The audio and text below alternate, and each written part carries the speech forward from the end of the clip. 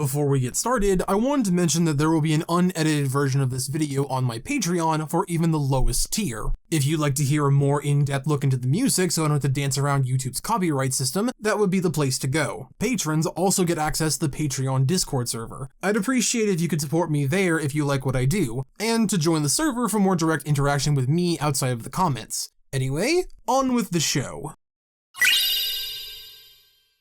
Disney has been under fire in recent years for a lot of reasons. Lackluster characters, bad morals, pushing quote-unquote woke things, while having a vehemently homophobic CEO who was squashing LGBT content out of not only itself, but also its sister company and the properties they've bought recently, for the sake of appeasing a vocal minority who finds its very existence reprehensible. You know, things like that, no big deal. Some valid, some not so valid. It seems the last year the company was universally loved was 2013 at the release of Frozen, which has been bankrolling the company's endeavors ever since. A few movies have risen above the culture's standards to be considered great, some even aping Frozen's popularity in and of itself. And then there's Wish, a movie so overhated and misunderstood that I'm baffled as to how it happened this way. Well, that's not true, I know why, but it's a deeper cultural issue stemming from centuries of systemic race issues that I don't feel qualified to dig into. It is a problem with the discourse, but me as a pasty white guy tackling and learning from his mistakes doesn't feel qualified to talk about that, so you'll forgive me if I don't bring it up in great detail aside from a couple passing mentions. In any case, this movie is better than 95% of people give it credit for. Seriously, this movie has been subjected to the most brain-dead and banal fucking criticisms I've ever heard in my life. And I've seen people do multi-hour nitpicks on singular Pokemon games. I can't cast stones in that regard, but it's still funny how this one movie has been the horse to kick since it was released in 2023. My aim today is to try to go to bat for Wish, and try and shed light on why it actually has merit despite its flaws. So before you comment, hear me out on why I think Wish is an underrated gem.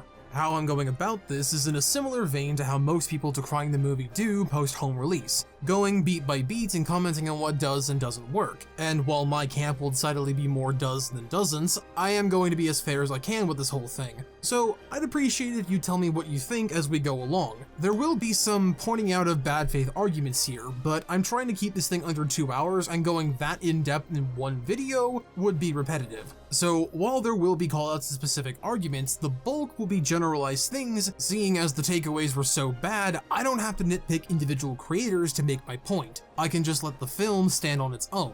But before we get into the film itself, there's quite a bit of context to add to people's perception of the film even before its release. So I feel it's important to go through it before actually tackling the film itself.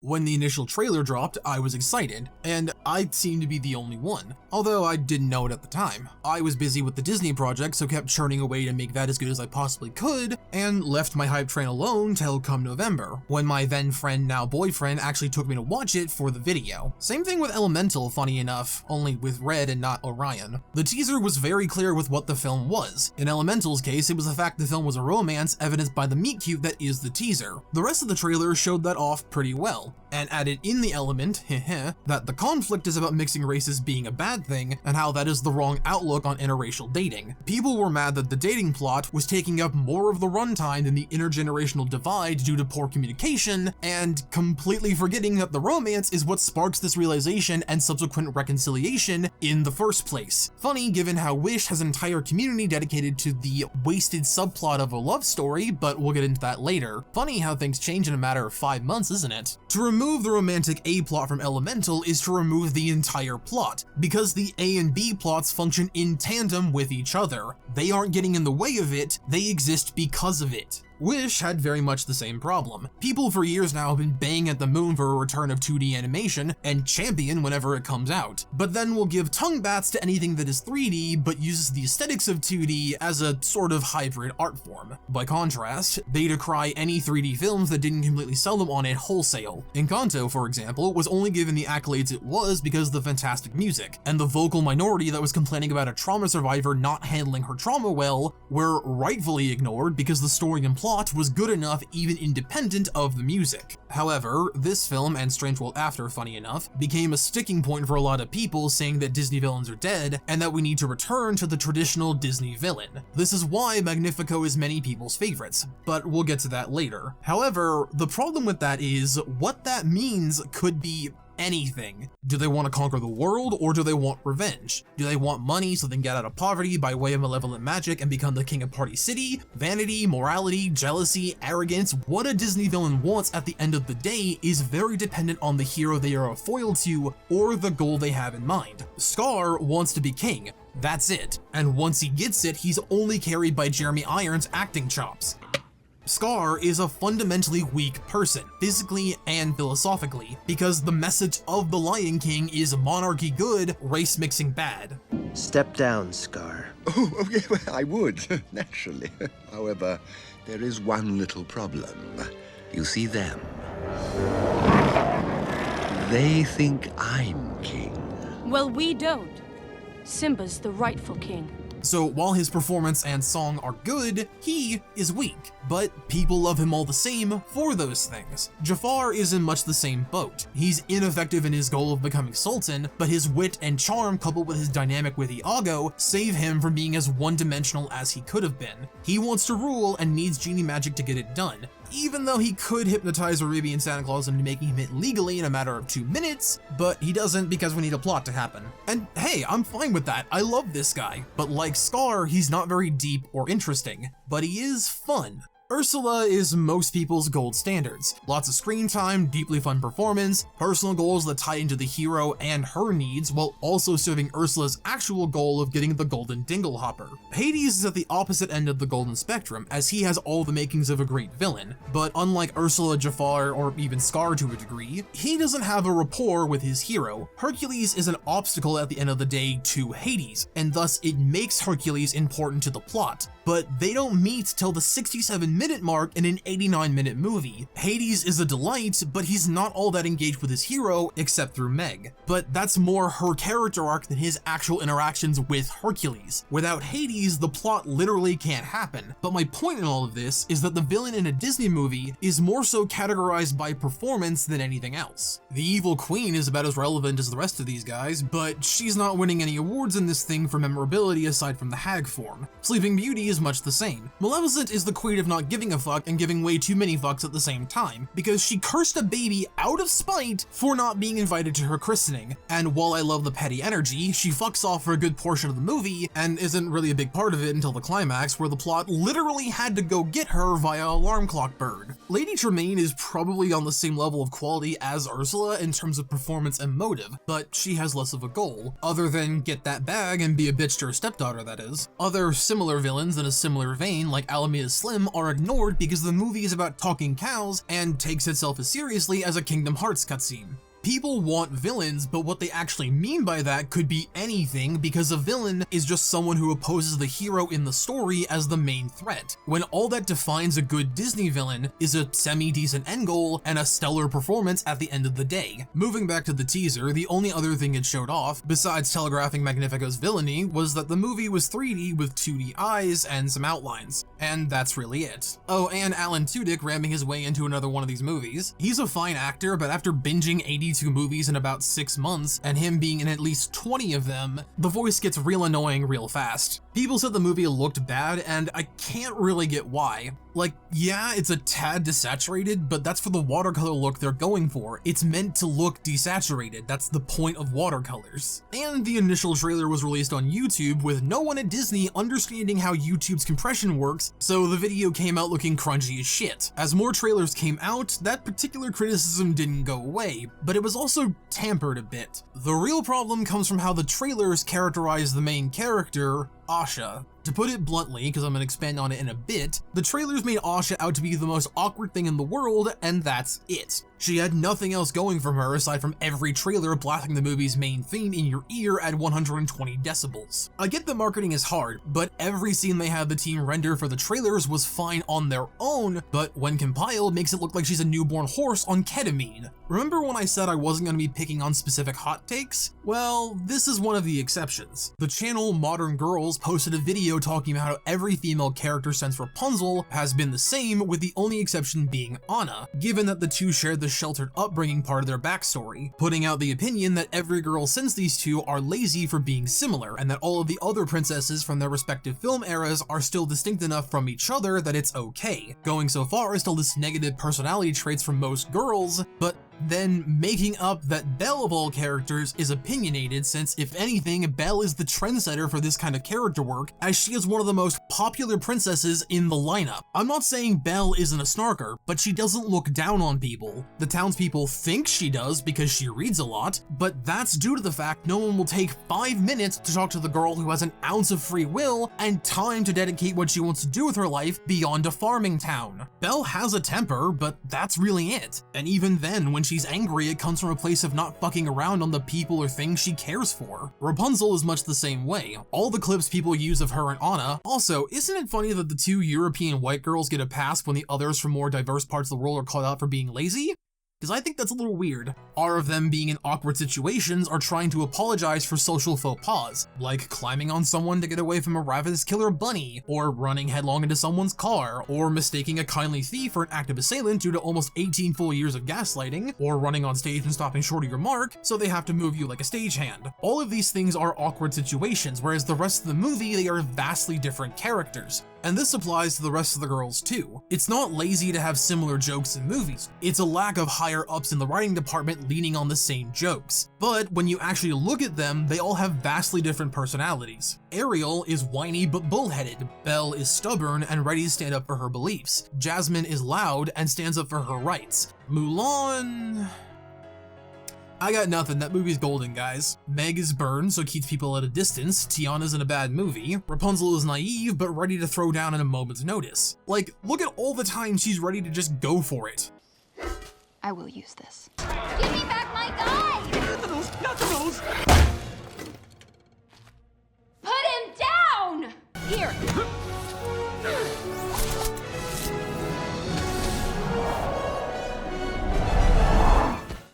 Mother... No!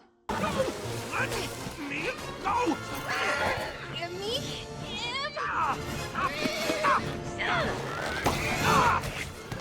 To say Rapunzel is like Anna when Anna is more afraid of failing than anything and only has eyes for her sister, shut up, and only gets one punch in after seeing the man she thought she liked try to kill both her and Elsa, is to ignore all of their traits for the sake of a buzzword. Moana is a noble girl learning to lead her people and having to navigate not only the ocean, but also manipulating a petulant demigod on an ego trip that turns to moping the minute he realizes he's out of practice with his toy after hundreds of years of not using it. Raya is a little kid playing dress up as a badass action star with the ability to parkour like it's her job, while also fumbling her way to acquiring the Fellowship of the Gem on top of trust issues. And Mirabelle, much like a lot of these girls, is done dirty by the marketing. This pose is really not doing her any favors, and it's on every fucking thing to do with this movie. I hate it. But Mirabelle is passive-aggressive and anxious more than anything. She wants to help, but is told no for a number of reasons, and feels like everyone is comparing her to her sisters, which they are, and that makes her feel resentful and like an outcast. In what way are any of these characters the same aside from their humor, which is a writing issue more so than a character issue? And I'm not coming for this person or trying to make it out like they're a bad individual. I just think boiling down complex and interesting character work down to a buzzword for the current era is a tad reductionist when in the 90s the most common trait I could find for all of the girls was anger at their situation, whereas now it's more optimistic determination.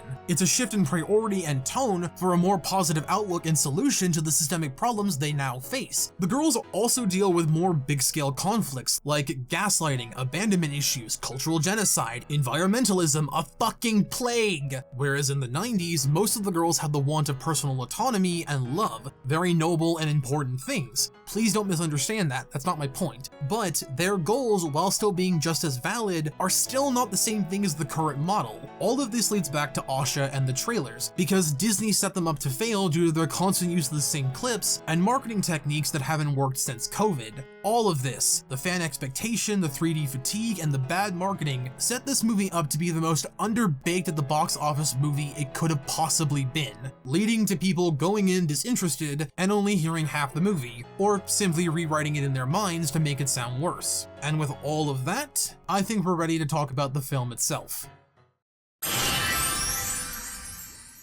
The movie opens up with curtains parting to reveal a book with the title etched in it, like a lot of the older Disney movies did. Something to note is that Wish was made to celebrate the 100th anniversary of the company, and thus, the crew tried to emulate and make references to as many Disney things as possible throughout the film. This was going to be in tandem with a 9-minute short called Once Upon a Studio, that was initially going to be aired with Wish in theaters, but was released on ABC in October to correspond with the actual anniversary date. So the goodwill people had for the short a month beforehand also soured the perception of the film itself, as the sleight of hand it would have pulled is now not able to work given that the literal opening act is now gone, so the gag can't work as well. I will say this little bit of Snow White holding not only Mulan's hand, but then reaching out to introduce Asha for the movie is a masterful touch of showing how far we've come and where we are that ties in tandem to the book opening like Snow White's film. It's a nice little mirror gesture. Asha narrates the backstory of how the island of Rosas was formed,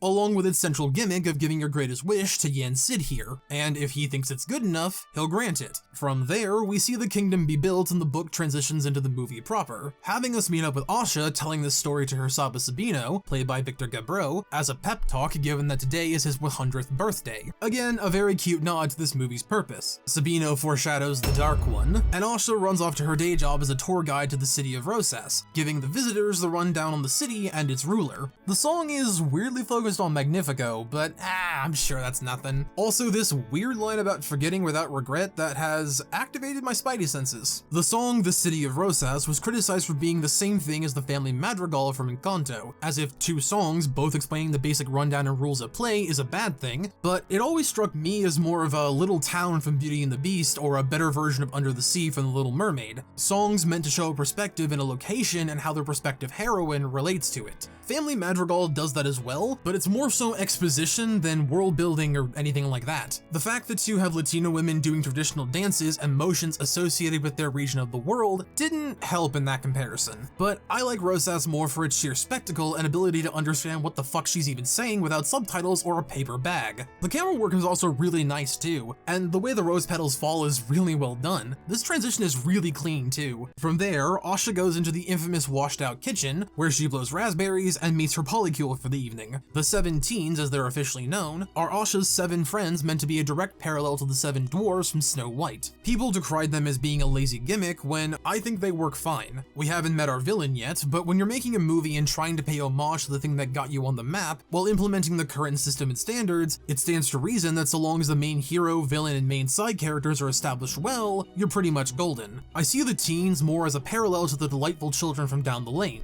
They're 5 separate people, they just function as a unit. The teens function independently and have more enjoyable interpretations on their base personality traits, but they function as a singular group, and I think that's neat. So I call them a win on the whole. The 4 that get the most screen time are Dahlia, the Baker and Doc analog played by Jennifer Kumiyama, Sleepy Simon played by Evan Peters, Grumpy Gabo played by Harvey Gulian, and Sneezy Safi played by Rami Yousufi. Hal, Bazima, and Dario don't get a lot of screen time. Bazima has a cute bit about her where you just kind of appear, and Dario talks a lot, but is more so a joke machine. A good joke machine, but that's it. Hal, that is the most non-binary name in the book for this character, I love it. Doesn't say much, just stands there and looks happy. From what I could gather in my research, their actor has respiratory problems. So what I'm assuming happened was that they could only get a few lines in before it got to be too much, meaning Hal didn't get many lines outside of the rally song at the end. And if I had to have a character just saying random stuff or contribute a low register femme voice to the OST,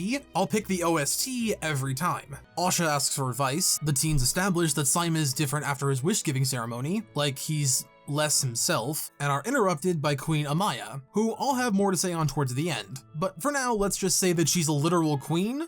And a literal queen. She gives Asha some advice for what to do and not to do during her interview to be the Sovereign King's Sorcerer's Apprentice. Always nice to see a Mickey reference dropped in. She's led into the room alone and accidentally touches a bookcase that has a magic seal on it to ward off intruders. Magnifico comes in and turns off the defense system, and we get what is without a doubt my favorite scene in the movie, and somehow the one people have actively not paid attention to. This 10-minute scene does so much heavy lifting for the rest of the film that it's no wonder people who misinterpret it think the movie's shit. But I'm getting ahead of myself. After the decorative bead trap, Kingy here starts to immediately disengage with the interview like he's got better things to do with that head of white hair of his, and is put off by Asha's nervousness. Magnifico is, behind Asha, the character most people focus on, and for good reason. He's the main antagonist, but unlike Asha, people like him and hate him for the opposite reasons to her. If I had to pin it down, I think people wanted an Ursula, mostly because that's what everyone keeps comparing Magnifico to, but got a Jafar Ursula Mother Gothel hybrid, and got mad that he had a sympathetic backstory because they believe that made him a twist villain, which it sorta did for about 5 minutes and went from there,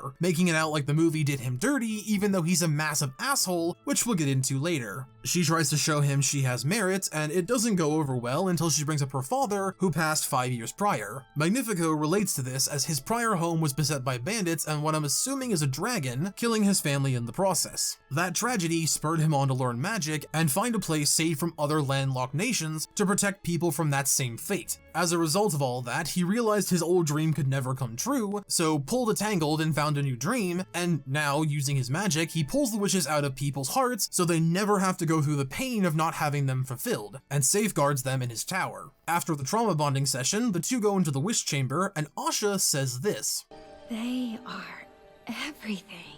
And the two share a song. This song has a demo that I'll elaborate more on when we meet Star, but for now, I just want to get it out there that I think the demo is weaker for the story as it's just a generic love ballad. A pretty love ballad, but the theatrical version is vastly superior in my opinion. And here's how. So remember when I was talking about villains and their goals, and how the heroes often have things that allow them to get to said goal, or getting them out of the way all but guarantees that? Well, this movie and this song has it be that the hero and villain start at the same fundamental point. They both want to protect the wishes, keep them safe, and be near them, but for fundamentally different reasons. There's a subtle thing with how this scene is shot, but Magnifico is always guiding the wishes. He moves them, he pushes them, he makes them do helix spirals and dance around them, he holds a few of them, but aside from the man wanting a family at the start of the number, he never looks at them or cherishes what they are. Only the feeling he gets out of them, and this is reinforced by his lyrics. Asha, by contrast, is all emotion. She forgets pain, she revels in the tiny moments of each wish ball, which, now that I say that, reminds me of Ven's heart in Birth by Sleep, and she wants to stay with them. She's in awe of them, and it's matched by how the wishes gather around her, whereas he pushes them away. There's this nice thing too, where the film language shows that she's been pulled in by his grand gestures, but the second she sees Sabino's wish, we get this overhead shot of her breaking from that initial starting point, and where the two fundamentally differ. And given how far she had to run and duck and weave through the wishes, where we're shown that he likes to just throw them around, the divide and gap between them is too vast to ever be breached.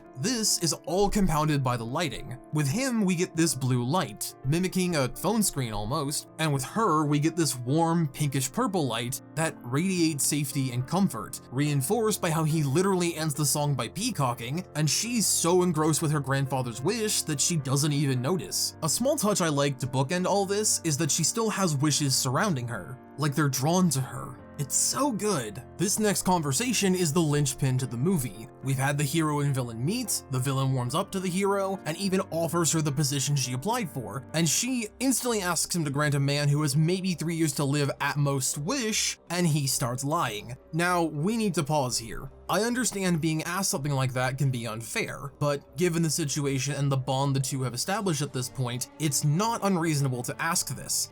It is a beautiful wish, but unfortunately, it's too dangerous. Dangerous? Your Saba longs to create something to inspire the next generation. Great wish, but too vague. The stupid thing is that while his remark seems reasonable if you don't think about it, we can see the wish. All the man wants to do is inspire people with his music, and because Magnifico is butthurt Asha dared to ask something of him, he bullshits, along with his ego, but we'll touch on that more later. Asha tries to vouch for Sabino's character and asks a fucking reasonable question that actually has nuance to it, but people ignore and talk past it because it makes the movie easier to talk shit about and make the white guy seem more correct when compared to the non-white teenage girl. Fuck, I hate the internet. Here's the line she actually says.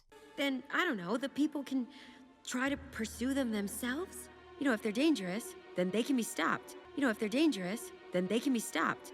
You know, if they're dangerous, then they can be stopped.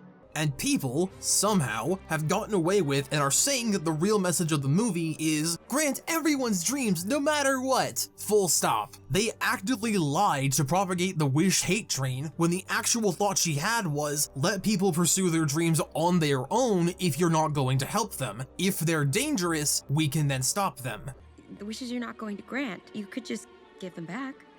Then, I don't know, the people can try to pursue them themselves? And this jackass gets pissy at basic questioning. Like, take out your stupid whataboutisms and look at the actual text of the story. Not what might be there, not anything that you imagine to be there, but seriously look at what we're shown. Their dreams children would have. Climbing mountains, driving a boat, flying, making dresses, having a family, all normal and harmless things that people want to do. How is she the unreasonable one here? He also puts too much stress on the fact that it's too hard. That it may be hard, but that's what makes them worth pursuing. If they were easy, they wouldn't be wishes. They'd be a to-do list. I'm not cutting things out of context or removing anything either. There is a bit I'm omitting from this that I'll swing back to in a second, but it's not a point in his favor. It still makes him to be the bad guy. Any person worth their salt will tell you asking questions and having an open dialogue is a good thing. It's what wise people do, and ignorant, or rather selfish people, shut that down to facilitate their own wants because to a narcissist, they're the only ones that matter. I don't know where the internet got the idea that she's wrong in this scene, or even the ending for that matter, but it's actually scary how people are spitting on the very concept of having dreams and not relying on others to get them done to rewrite it so the white man who started with good intentions can be right, as if motives or priorities can't change in the span of 30 years. After that spat, Amaya comes in to tell him the wish ceremony is starting, and Magnifico has Asha sit on the stage next to her so that he can teach her a lesson, so to speak. The ceremony is more of Magnifico sucking his own dick for 5 minutes, and I gotta give Chris Pine this, he really sells this guy. He's putting in Seth Rogen levels of effort for the voice itself,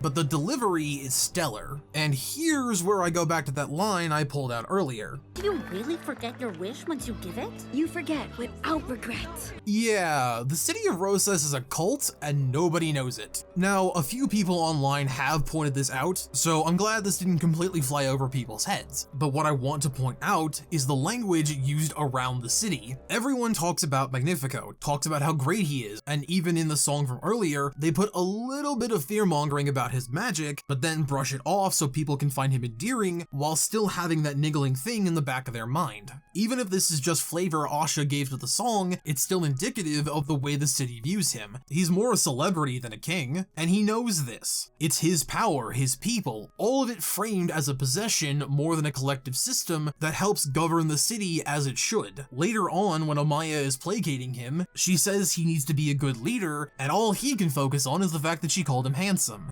You are their handsomest, most beloved king. You're right. I am a handsome king. Another thing is that during the wish ceremony, you can see the two people from earlier in the day giving their wishes, and once they're gone, they look confused and almost empty. And maybe this is me, but they seem like 2 shades lighter, like a little bit of life was just taken away from them, which is exactly what happened. And they're met with that line again as a chant. And the look on their faces is one of shock and looking for validation to see if this is normal. That's new cult member shit, and it's absolutely masterful storytelling that they got that in the film in a way that's subtle enough that kids won't get it till they're older, but adults can pick up on it. I really do love when a secondary watch later in life can enhance the product. I've had to go through that several times, i.e. the Tarzan example above, but also stuff like Chicken Little, Brother Bear, and even to an extent, Cinderella. That line of thinking is so prevalent throughout the town. The teens all know Simon's wish. They were all at his ceremony and he probably told them beforehand what it was, and they still never tell him what it is because of the mindset the cult has fostered. This leads me back to that line I keep bringing up. The people of Rosas are good.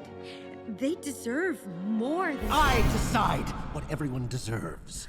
Magnifico willingly made a spell that makes people forget their greatest desires to keep them complacent and only grant the wishes that won't in any way threaten him. Things like dancing well or having long hair or making dresses out of spite. All things that are, at the end of the day, trivial to him. And that's so no one can rebel or say anything's amiss. I brought up earlier that he was bullshitting Asha about Sabino's wish because he was angry at her, but it's also born out of paranoia, which anyone who studied history for any length of time will tell you, that's the sign of a dictator, not a king. If you've done your job right, why would they rebel at all? This is what I mean when I say it bothers me that people call Magnifico the reasonable one, or in general, a nice person before the book gets him, because that's blatantly not true. I've literally proven that without even going past the 30-minute mark. So how people don't see this is beyond me. It's like they heard the sad backstory and then shut their brains off. Actually, on reflection, that's exactly what happened. Anyway, Magnifico tells Asha he'll hold Sabino's wish for the rest of time, and her mother's as well, out of spite. Cut to later that night, and the family is moping about Sabino not getting his wish granted in a scene that is very reminiscent of Mulan now that I look at it.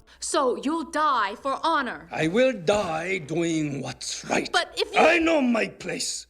It is time you learned yours. Asha tries to tell Sabino about what she knows, and him, being the oldest member in the cult, acts like this is a terrible thing and is angry at Asha for trying to break his heart, as he puts it, when in reality, she just wanted to help. That's another thing. Asha's real character flaw is not knowing when to stop or how to phrase things. That can often lead to frustration more than awkwardness, it just depends on the situation. It's something I've had to struggle with a lot in my life, but in this movie, it rings true because she wants to help so badly, but has no real avenue to do so outside of the first song. After that confrontation, Asha runs out of the house with Valentino in tow, and we get what is probably the most contentious song in the movie. This Wish, written by Julia Michaels, is a song a lot of people with the bug up their ass hate because it apparently adds nothing and tells you nothing new, and therefore is bad. I say no on the value of go fuck yourself, but let's unpack this thing. The problem mainly stems from the song being written before the script, so the movie was written around it, and that caused the song to be as vague as it is. This is kind of the same thing that happened in Frozen, only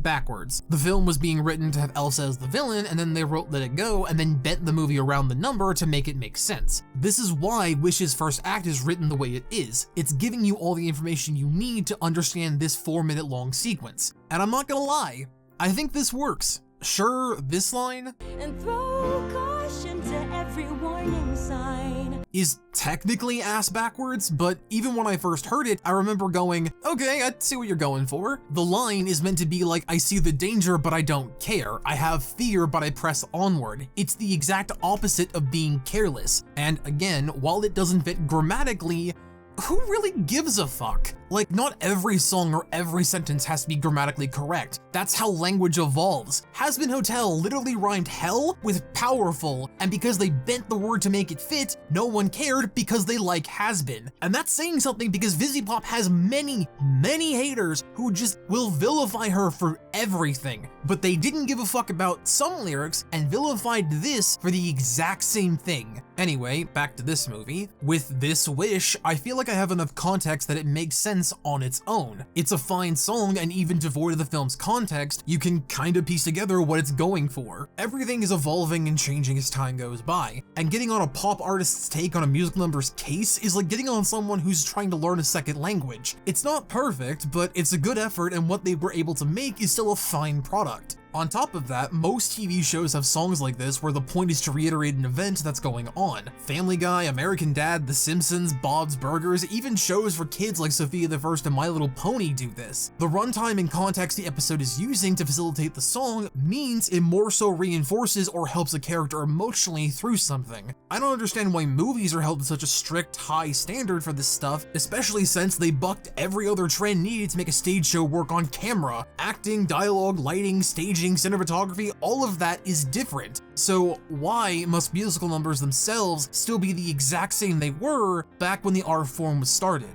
Maybe it's a me thing. I'm a critically discerning person to a degree, but with most things, my buck stops at, did I have a good time? And if you didn't like this number, that's fine. But outside of it being generic and one lyric being grammatically wrong, the rest of the critiques, which there were a lot of them, were basically nitpicking. While I'm on this though, I'd probably change the lyrics from caution to every warning sign to caution down by my side. That way it makes sense and conveys what they were trying to go for. The staging isn't that interesting, I'll admit, given that it's 10 o'clock at night and she's trying to clear her head, but it can feel samey given the town's layout and build, though that could be so that she feels boxed and trapped in her pastel playpen, but that's just me spitballing. The reason it's not the forest is for the next number. As for the shoreline, I got nothing. That probably could have made this a tad more dynamic, but I digress. Anyway, she sings the song and we get this shot, which I will come back to later, and talks about how she wants more than the mediocre lives Magnifico has had everyone settle into in this weird pastel cult. And her desire for a better life is so strong that it summons a bright light. And I gotta say, this bit of the tree where everything is circling around her and the stars themselves seem drawn to her like the wishes, almost implying this spot gives her the same euphoria the wishes did because of her dad, is gorgeous. I will always say this movie looks fantastic, no matter what people hurl at it. This light is so warm and full of positive energy that it floods the whole of Rosas, leaving everyone kind of punch drunk. Amaya immediately comes in to stroke her man-baby's ego, to which he denies it was him. And you can see the look on her face go from elated to genuine fear given her husband's temper. And her acting gives more of an air of not really sure what he means, but also not wanting to piss him off by asking the wrong thing. Again, I want to get more into this later, but Amaya gives me wife in a narcissistic marriage energy rather than, say, battered wife syndrome. She's not in any physical danger at the moment, but I've lived with someone like Magnifico for most of my adult life, and saying whatever it is to get them to be not so ragey is part and parcel for the job. Moving away from that thing for a bit, we cut back to Asha and she's trying to process what she just experienced and having a self-aware moment, which apparently is a war crime to some people these days. And we're introduced to our resident magic sidekick for the evening, Star.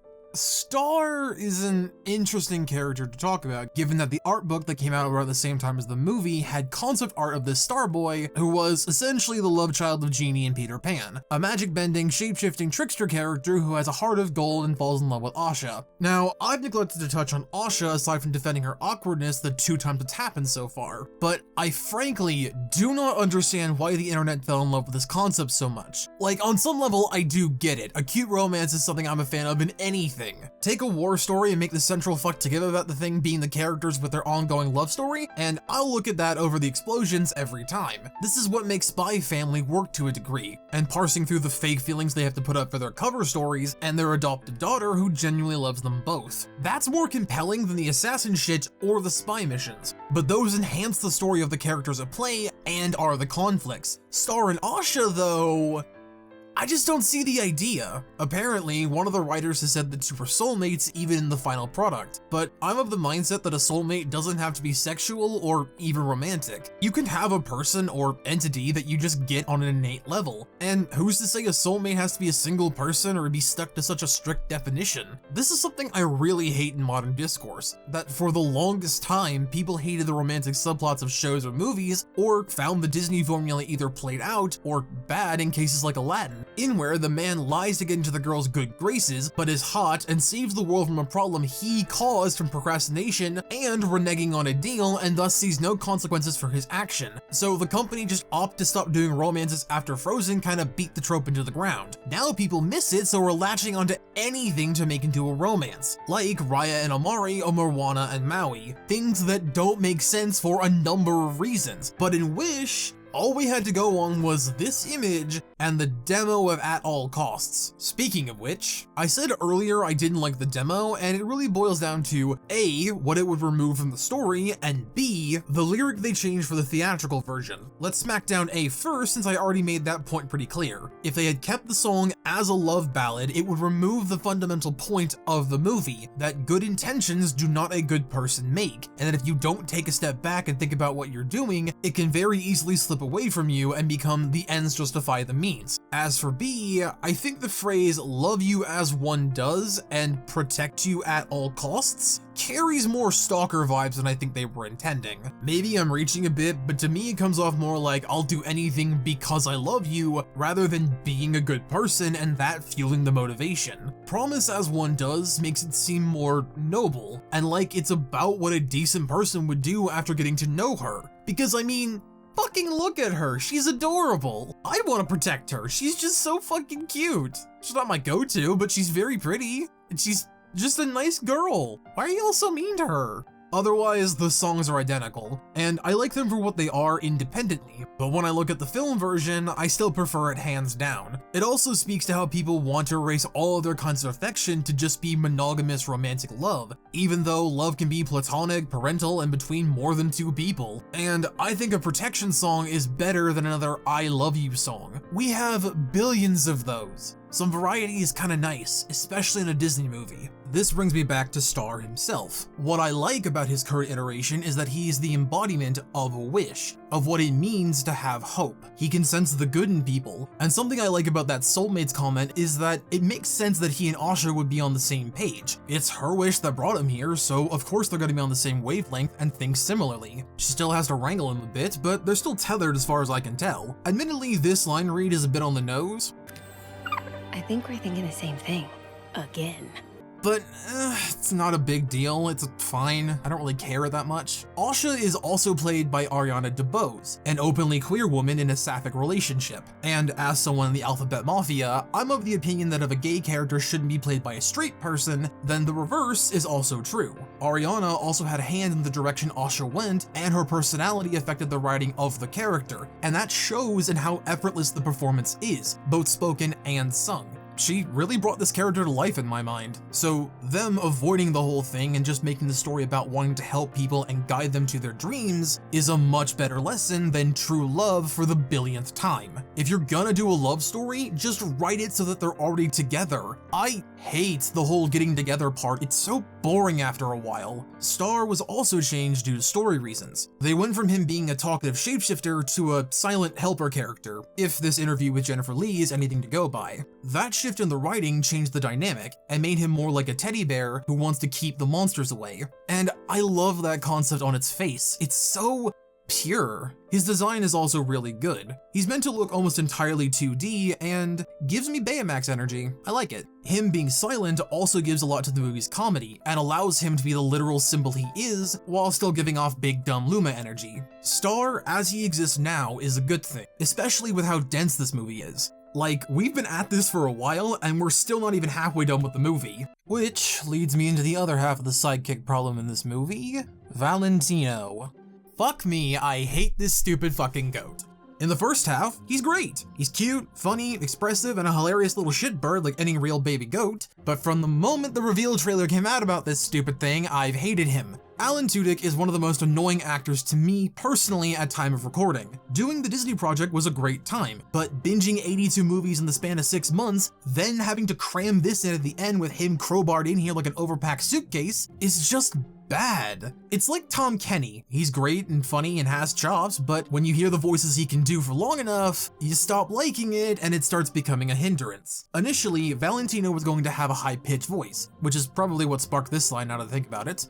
Oh, my voice is really high when I cry. But it was scrapped to pay homage to the many voices Alan Tudyk has done since Frozen. He wasn't Wreck-It Ralph, but at least there he's trying something. I'm gonna be blunt and agree with everyone else that if you remove Valentino, you lose nothing from the movie. He is a time-wasting element that makes the movie feel dumber because he says either obvious things or tries to scare the fuck out of Asha. Shark! What? No, I have not seen a shark. I'm just practicing. He has like 3 good lines and that's about it. 1, 2, 9 zilliboo, 20 alphabet. Wait, what?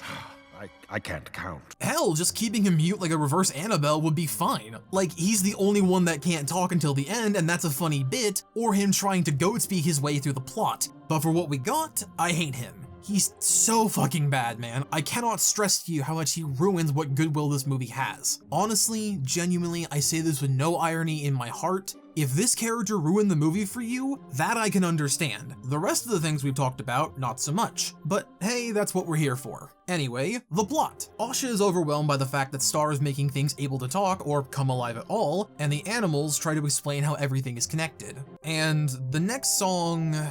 I'm not gonna lie, I have very little to say on it besides the fact that I liked it. It's cringy and dumb and a stupid animal sidekick song, and the first verse definitely needs a rewrite, but I don't know what to tell you. I like the melody, I like the chorus, I like the message, I like the purpose it has in the plot, and I like its different vocal performances. My favorite line has to be this. If I'm explaining this poorly, well, I'll let Star do it for me. That guy really gave it his all. I'm a Star is not the best written, I'll fully admit that. But there's something about it that when you look at the finished product, it does its job. Its goal is to instill in the audience and Asha that everyone, every creature, everything is a star. We all have value and are, in some ways, just like Star himself.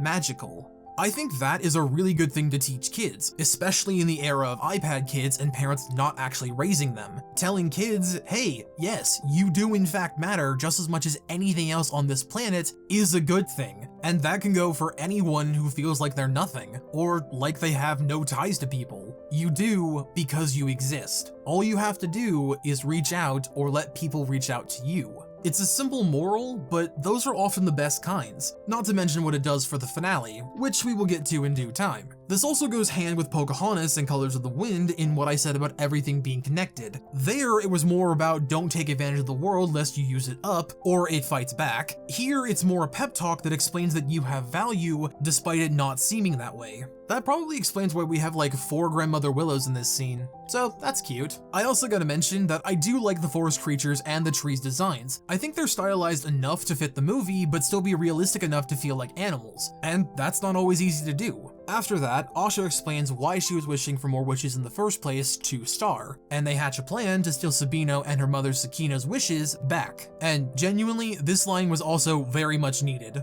But if we take them, isn't that stealing? I mean, we can't Right. They don't belong to him, do they?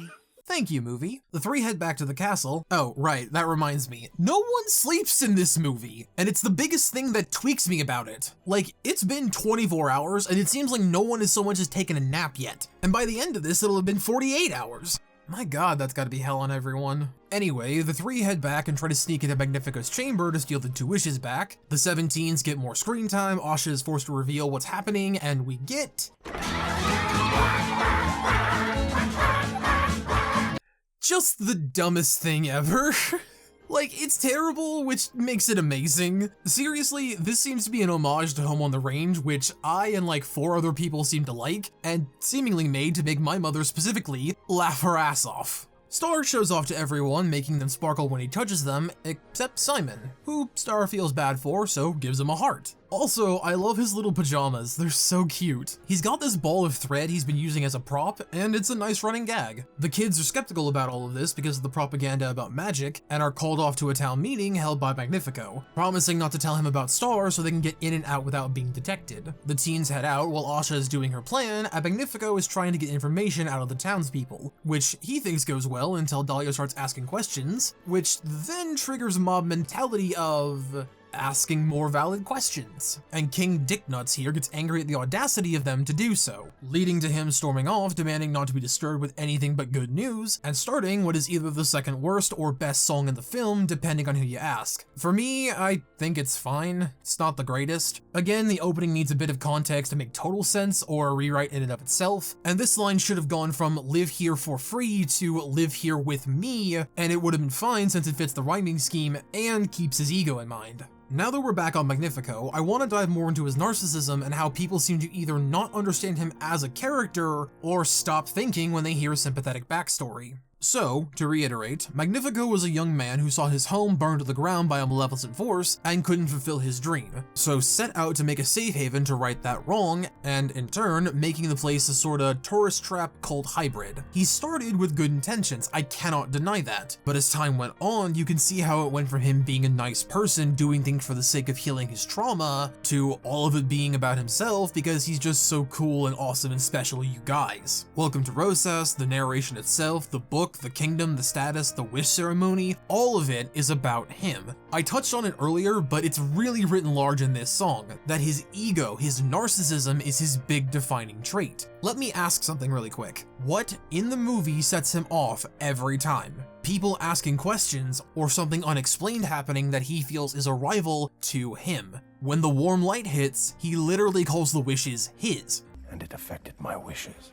This is why I say a second view really enhances this movie, because the first time, I'll admit, I was distracted by the references and the colors and all that shit, but once the new shiny wore off, I noticed all the actual care put into it by the people who actually seemed to understand what they were doing. The wishes themselves are a big key in this. They feel amazing to hold, but removing them also makes you forget about them, and that's deliberate on his end because he wants that control, that high, that feeling of importance. But he made it so people would forget, so they'd stop bothering him about it. You could say this was to make it so people wouldn't feel so empty without the drive to pursue the wish, but given what the movie's shown, I'm willing to chalk it up to the fact that he just wanted to be left alone with his hoard of stuff. When Asha challenges him about how good the people are, and how they deserve more than having their lives stuck in this perpetual nothingness because he's happy with his lot in life, he cuts her off. It's why he uses magic as a reflex like Elsa before him. It doesn't matter what other people want, what his citizens want. It's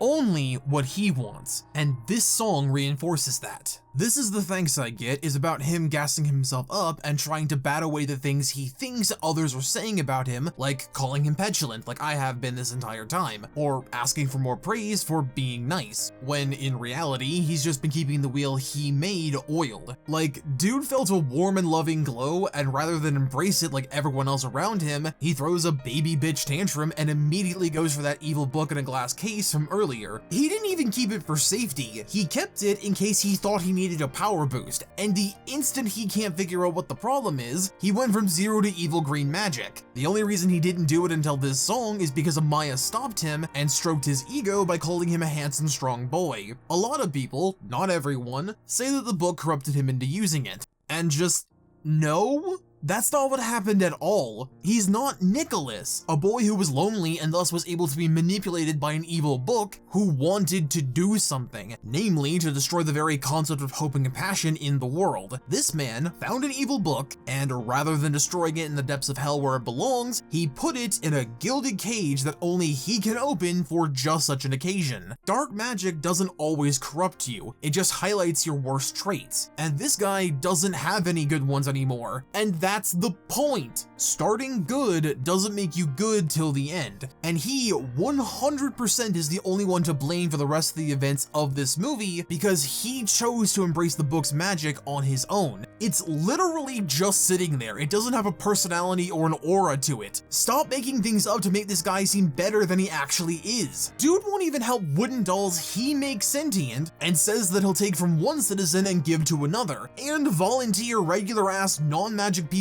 to help rather than doing anything himself, and then smashes them since he's mad at his people for asking questions. This also leads into a pet theory of mine that Magnifico isn't all that powerful. He doesn't really do anything but move stuff and take the wishes until he uses the book. He's not exactly floating for fun or making a lot of cool shit happen. The best parlor trick he's got is moving butterfly crystals for a light show. So I think this song also shows his unwillingness to help because he knows he can't, and also doesn't want to because he's a dick. He honestly reminds me a lot of Arthas Menethil, and how the WoW player base remember his crimes versus what actually happened, painting Arthas as a man still deep down good inside, despite the fact the man took on the magic that would turn him into the vessel for the Lich King by way of Frostmourne, an enchanted sword minding its own fucking business that the power-mad paladin, say that 5 times fast, took up because he saw anything within his kingdom as his and be damned the consequences. I'm bringing this up not because I just want to belabor a point, but because the shit Arthas did was so massively, nakedly, stupidly, obviously bad, and people still look to him like he's a good guy who got corrupted by evil magic, when in reality the sword didn't change him, it just gave him the ego boost to do what he already wanted to do. And the same thing goes for Magnifico. Anyway, Magnifico goes down to his lab to work, and Asha and Star get at least Sabino's wish back to him, even sitting up more straight with more color to him. There's a cut song here that I think works, but would have bogged down the pacing even more, so it being relegated to the end credits works as a nice bow. Victor gives a good performance, and I like the metaphor, but I understand why it was cut. Magnifico shows up because, duh, who else was gonna have stolen the wish, and presents Sakina with hers only to break it and absorb its power, really giving off some Ansem Seeker of Darkness vibes. Darkness is the heart's true essence. The power they yield, I feel as if I can do anything. Man, this movie would kick ass as a Kingdom Hearts world. Am I alone in that? Probably not, but still. Anyway, the wish emboldens him to try to take Star, but Asha pushes the bookcase on him, and Valentino does one cool thing and gets the horses to take them to the shoreline and subsequently not snitch. The family takes a raft to the little islet to formulate a plan, but seeing the grief her mother is feeling from having her dream literally be crushed in front of her, Asha sets out to prevent that from happening to the other wishes. She even gives this line about because she messed up, she should have never wished, but seeing the joy and hurt respectively on her family members' faces gets that resolve back, so goes off to try to set things right. And people call her a selfish and ineffective main character. Can you imagine? That's something else I'd like to head off. People actually believe that about Asha because she wants a tangible object, but when you step back, all she gets out of this is seeing everyone trying to pursue their wish. That's it. She still has her spark to help people, so she gets nothing out of this besides helping people. I can't think of a more noble, selfless goal than that. Hell, even Sora wanted to find his friends and get home. Despite everything else, he was still single-minded in that goal. He also just helped people along the way because that's who he is as a character. Along with that, people say the wishes were willingly given to Magnifico, and just kinda stop there. However, that ignores the fact that they were meant for safekeeping and eventually granting. It is effectively a lottery system, but that is the ultimate goal of a lot of people, and her finding out that he won't grant them is what shifts the perspective. Along with that, these were compulsorily given to him because of cult mentality at the age of 18. When you turn 18, you get to give your wish at a ceremony. There's very little choice in the matter. Even if you want to sidestep that for a second, the wishes are still the people's, not his. Yes, they are his in the sense that they were given to him, but as I just said, that wasn't forever, and the people should be allowed to have them back or see them at any time. Almost like a bank in a way. It's unfair to say that these were given like a gift or an object, which just feeds into my point from earlier, when in reality they were given as a promise on return on investment. And later, when we see him drain the wishes of power, he's calling them his again. So what was she supposed to do? Not care and just let everything be okay, knowing that everyone will live unfulfilled lives of complacency? Cause that's a pretty shit movie. And honestly, just bad character writing if that's what people wanted to happen. Back at the castle, Magnifico takes the 3 most reoccurring wishes we've seen and mixes them into a staff of infinite power. That also makes him glowy. And I gotta say, this is my favorite scene for Chris Pine. He's so delightfully crazy, it's fun. That is power. Am I glowing? I feel as if I am, yes? Now let's go set the stage. I'm on the hunt!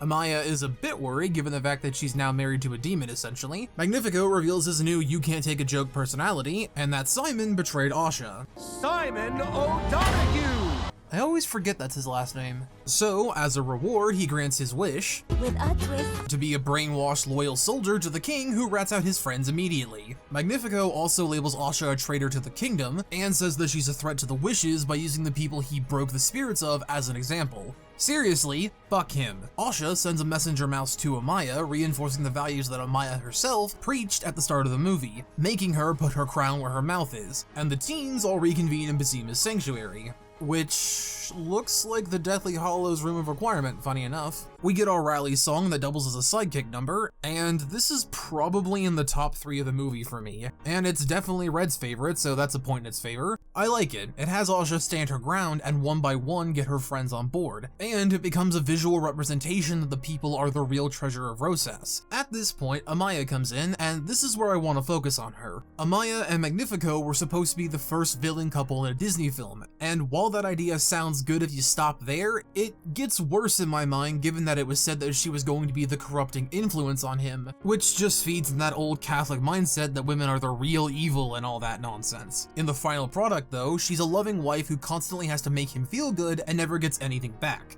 The most he ever calls her is a darling, but he only ever listens in kind when it's about himself in a positive light. He yells at her, ignores her advice, and even points a deadly weapon at her throat after getting bookified. Her arc went from "I can make him worse" in pre-production to "I can help smooth out the edges he leaves behind" in the first act, and in the third, it's her realizing that he's always been a dick. I was fooled by the love I felt. That right there is her arc summed up, and she just overlooked his actual behavior because she was in love with him. To further drive this point home, she doesn't even have a statue. She has one banner we see next to his and a nice chair for his little festival thing, but he also gets a mural that is a visual call out to the statue of Baphomet, with one hand pointing up holding a wish and one hand pointing down to the people, which is conveniently near a reflecting pool that reverses the hands and shows us a much clearer picture.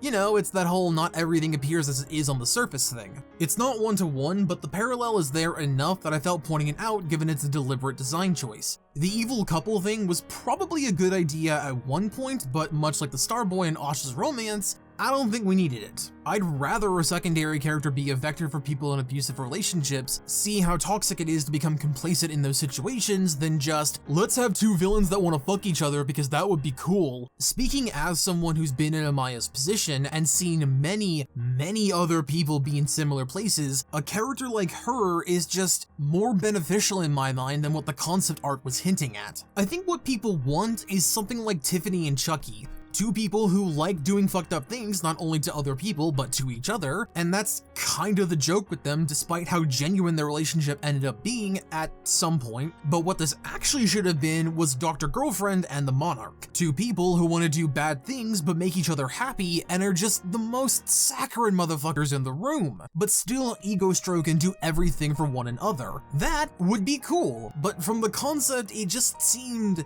more nasty, and I'm just not in the mood for that these days, guys. I think the concept can work at some point, but just not in this movie. And it's not like the idea can't be used in a later project. Either way, Amaya works as she currently is. Also, while I'm on her, does she look like Princess Leia to anyone else, or is that just me? Anyway, the team comes up with a plan to have Asha distract Magnifico, while 5 of the teens and Star try to free the wishes, and Amaya and Dahlia see what can be done about the king's new groove. Star sees Asha off and gives her a starter wand that is pretty fickle, leading to this line that always gets me.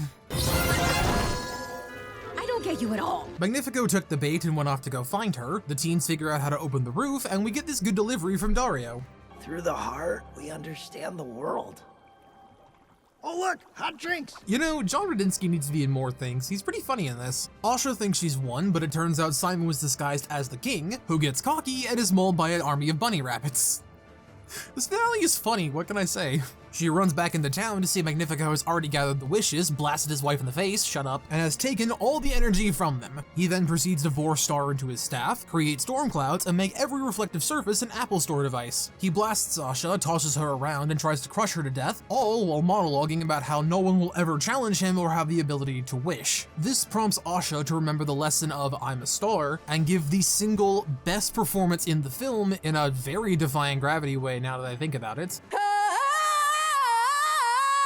Ariana DeBose, much like Cynthia Erivo, funny enough, kills this role. She earns every bit of the tears I cried in theaters at this. This moment of her crying out for everyone to hear her and listen and stand with her while chanting the message her father gave her, along with it turning into being about a disheartened populace overcoming a corrupt monarch, is fucking amazing. I legitimately believe this is one of the best finales in a Disney movie ever. To tell the man who has ostensibly held people captive for generations to fuck off, and that the people will do what he never would for them while also spitting his words back into his face, is masterful. It's touching, it's heart-wrenching, it's beautiful, and Ariana fucking belting out this note is a highlight of the film. It's so good, I used her for one of the thumbnails, for God's sake. This resolve is so powerful that the people take back the wishes they had given to Magnifico, suggesting that his magic had some level of consent, so that's a tiny point in his favor, but whatever, causing a feedback loop on his staff, trapping him inside it forever. A thing with Magnifico throughout the movie is his obsession with mirrors. It's the door to the wishing chamber, it's in his villain song, he has that reflecting pool, he said it here in the finale, and as a nice nod in Knowing What I Know Now, they have the magic mirror from Snow White appear on a tarp as his silhouette, which is fitting because as he gets sucked in, the mirror's face is shown for a few frames. While I'm on this, the book says that if you embrace dark magic, you're stuck with it forever, and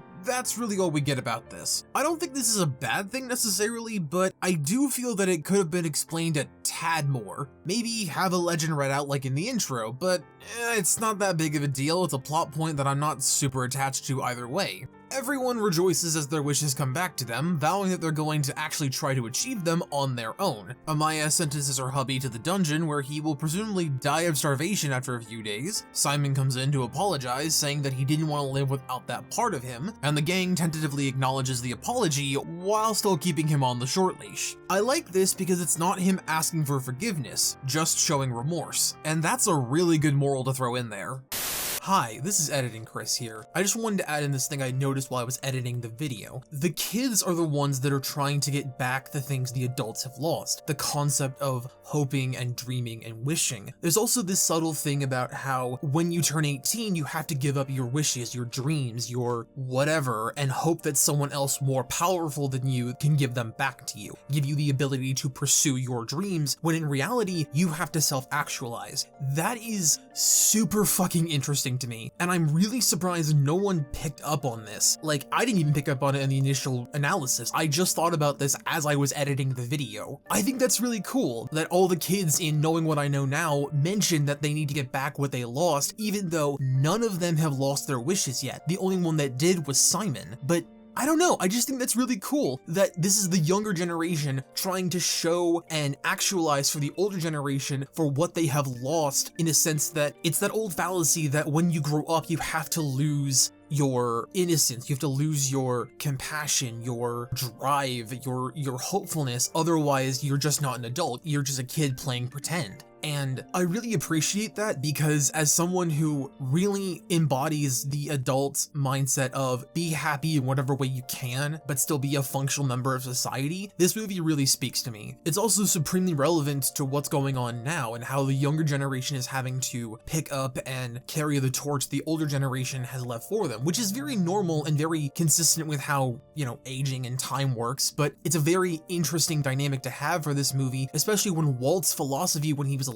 was that his movies were made for both children and the inner children of adults. And I think that's such a nice attention to detail that I'm not entirely sure was intentional by the writers, but if it was, is again, such a deep, interesting look into how this movie is written. I honestly hope people go back and look at it and take this analysis in mind and actually like look at it beyond the surface of, oh, it looks a little weird, or it doesn't do exactly what you wanted it to do, therefore it's trash. So yeah, I wanted to add that in there because it was so important to the thesis of this that I hadn't even realized that I had to add it in post. So yeah, now back to your regularly scheduled kvetching.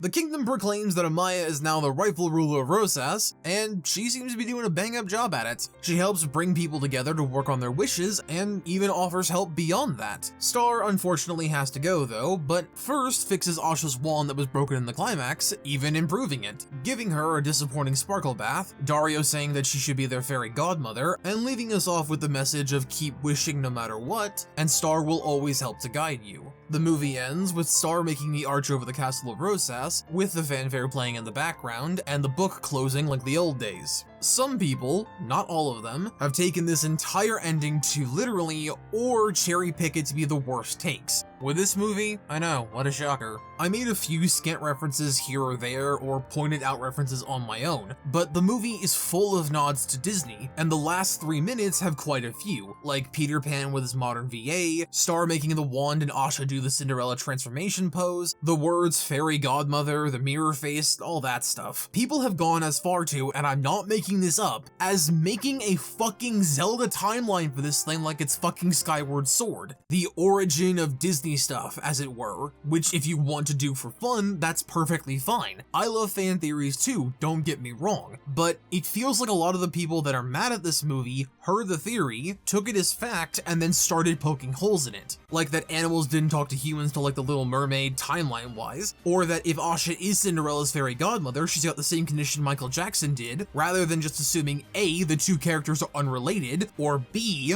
Asha is the first fairy godmother that trains the other. Not that a black girl turned white. What is wrong with you people? Like, I really hate using this word, especially in modern discourse, but I honestly cannot find a better way to put this. But people really have just lost all media literacy, especially when it comes to something they hate. If you don't like something, that's fine, but don't be a fucking moron about it. Be an adult and engage with it earnestly and fairly. People also like to point out that Asha didn't learn anything from this, and thus she's a bad character. This conveniently ignores the fact that she's not the one who needs to learn the lesson. The townspeople do. Asha holds the correct view on things, that it's okay to get help, but don't rely on someone else for your dream to come true. The most she learns is that the king is a dick, but we've already covered that. And that's not to say that I haven't heard valid takes on why the movie didn't work for people. Like, I saw one review say that Asha should have been either the apprentice at the start, so that the orb scene makes more sense, or she should have just been Magnifico's daughter, and my only counter to the latter would have been, we have a lot of father-daughter conflict stories, but very few, if any, male antagonist, female hero stories. Their idea works 100%, I'm just giving my reasoning as to why I like the version we got. The end line has been criticized for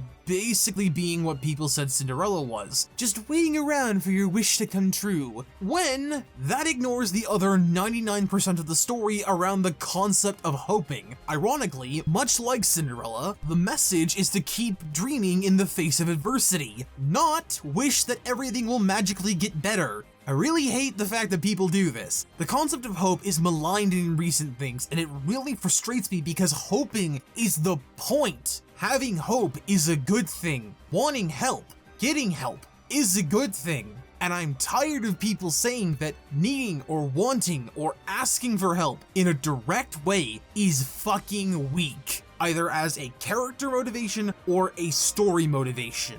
Hope, wishing, and actively pursuing a dream, a wish, is better than doing nothing. That's why the movie frames Asha as a fairy godmother. She can help, but it's not permanent, and that's where Magnifico and her differ. She wants to help, he wanted attention, and I think this ending encapsulates that perfectly. Look, I'm gonna be real with you, Wish is not a perfect movie. It's not a super tightly written masterpiece, and there are things I would definitely change if I had the chance. But just because it's not the second coming of 2D animated musical action romance Jesus, doesn't mean that it's not worth something. A movie about standing up and saying, we don't need you to make our dreams come true, from the company that many people look at to do that very thing because we were told to as kids, is kind of poetic in my mind. It's telling you to grow up in a way, saying you don't need me or Walt. You can make it possible if you work hard and work together. I think it's often overlooked for the buzzwords and lies we talked about earlier. The message is literally to stop looking at one system to make your dreams come true and make your own Disney magic. I find that to be a beautiful message from what is essentially a love letter to Disney's history. It's at the very least got everything I look for in a Disney film, and I enjoyed it more than I enjoyed a lot of movies people love. I can sit down and watch this movie front to back, no problem. I genuinely do love this movie. I can't say that for a lot of things like The Lion King or Atlantis or The Black Cauldron, or even something like The Jungle Book. It's a movie that I believe was given a lot of attention and care given the time they had, but not enough for the final polish. I can see the shine, but a lot of others wanted to be blinded by it. I blame the executives that rushed this project for a tight deadline, not the writers or the musicians or even the actors. If this movie had been given even 6 months more production time, then I think it would be even better than it is now, and ironed out all those rough spots. I see this in the same light as I do the One Piece or Avatar live-action remakes. They're not perfect, and they make a lot of references to the original source material, but to say that they're bad on their own for what they change or do with that formula is to miss the point of what they're trying to do. Pay homage to what came before, while also doing its own thing. That's why the visual or story references don't bother me, because they go from being a thing that I notice to just a part of how this movie is, and I can't really find fault with that. And with that, I think I'm done. I've gone as in-depth as I can without just pointing out individual creators and saying exactly why they're wrong. Overall, I've said my piece, and it's out there. Wish is an underrated gem, and I wish people could see that more. If you like this, make sure you like, subscribe, and tell me what you thought about this in the comments. I really want to have a meaningful conversation about this movie that doesn't devolve into more arguments. If you can spare it, I'd appreciate if you consider supporting me on Patreon and joining my Discord. We try to have fun there. I'm also trying to get back into streaming as well. I'm not sure what the schedule is on that right now, but I am trying, so the best place to know when I'm going to do that would be Discord. However, with all of that said, my name is Chris, and I wish for you all to have a fractastic day.